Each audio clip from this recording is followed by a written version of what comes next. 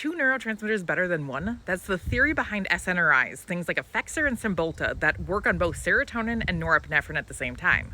Supposedly they can treat everything from pain to depression to anxiety, but how well do they work in comparison to other treatments, and what are some potential side effects? So today I'm going to cover the SNRIs from the perspective of a drug scientist, part of my accidental series of things that your pharmacist should have told you but probably didn't. Now, to be fair, I'm not entirely sure if your pharmacist should have told you this. Where are we supposed to get this information? But these are drugs that a lot of people are taking. So SNRIs were started with things like Effexor. So Effexor and Effexor XR, which was the extended release version, which was better for things like vertigo and nausea, because a lot of people when they started taking it would get like immediately dizzy. So they created this extended release version to make that better.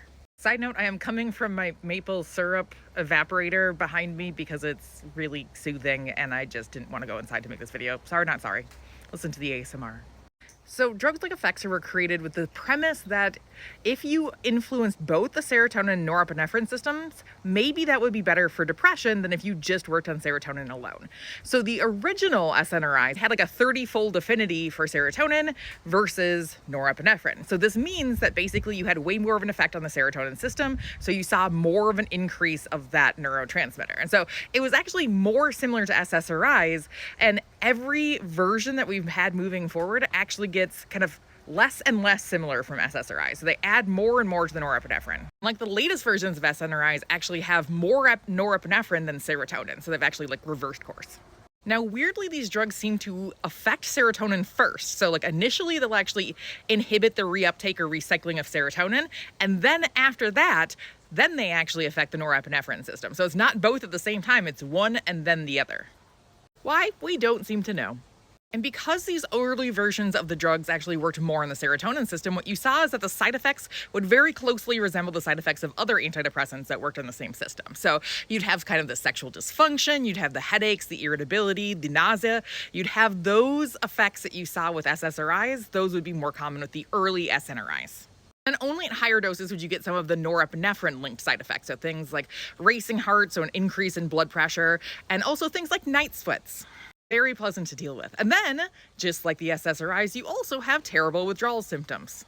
Now, these withdrawal symptoms are actually kind of unlike the SSRI withdrawal symptoms. So you don't get as many of the brain zaps, but you do get things like nausea, lots and lots of nausea. Don't discount the other withdrawal symptoms like tinnitus and vertigo and vivid dreams. And you seem to get these more often on the original Effexor than you do with some of the other later versions of the SNRIs. So we basically were on a roll here with the SNRIs, just increasing the amount of norepinephrine that the drug was working on. So we had Effexor first, and then we went to Cymbalta, and then we went to Pristique, which sounds kind of like an X-Men villain, but are like any people in X-Men actually truly villains? That's a good philosophical question for you today. And then there's also other medications like Savella, although that one's only approved in the US for fibromyalgia. It is not actually approved for things like depression. And that is one of the major differences between the different types of SNRIs. Some types of SNRIs, specifically Cymbalta, are approved for like basically everything. They're approved for general anxiety disorder. They're also approved for major depression. Then they're approved for neuropathy, specifically diabetic neuropathy. And they're also approved for fibromyalgia and other types of musculoskeletal pain. And you're like, okay, but why is an antidepressant also prescribed for pain? And it seems like it is because that there's a similar pathway between the two. So when you basically increase serotonin at the same time as norepinephrine, what it does is it actually changes this pain pathway that you have. So you have a descending pain pathway that actually inhibits that perception or that feeling of pain. And so what Cymbalta is doing is that by increasing serotonin at the same time of norepinephrine, it's actually basically increasing that inhibition of the pain, which makes you then feel less pain.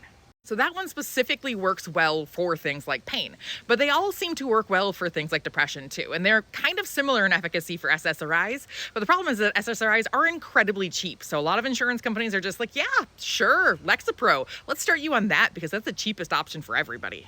And it might be a little bit better in efficacy in terms of the like full reviews that they've done in it, but it also seems to be a little worse in terms of side effects. So there's that cost benefit analysis there. Like, do you want a drug that works better but might make you feel a little bit worse? Or do you want a drug that kind of treats the disorder and doesn't make you feel that terrible? And finally, the question that I ask about every drug that I talk about, is it addictive? In this case, no. There have been 2 cases of people who have been using SNRIs in an addictive fashion. So what they're doing is they're actually snorting 10 times the recommended daily dose. For what reason, we're not entirely sure. But other than that, people are not really taking these. They don't really have much of an action on the dopamine system. People are not seemingly loving SNRIs in terms of addiction potential. So relatively safe. Decently effective. Yes, it has some problematic side effects, and it might work well for people who might have dual diagnoses of things like pain and anxiety, or depression and pain, which are very common. But as usual, talk to your actual doctor, not your PhD doctor, your MD doctor. At least now you know the very basics about the SNRIs.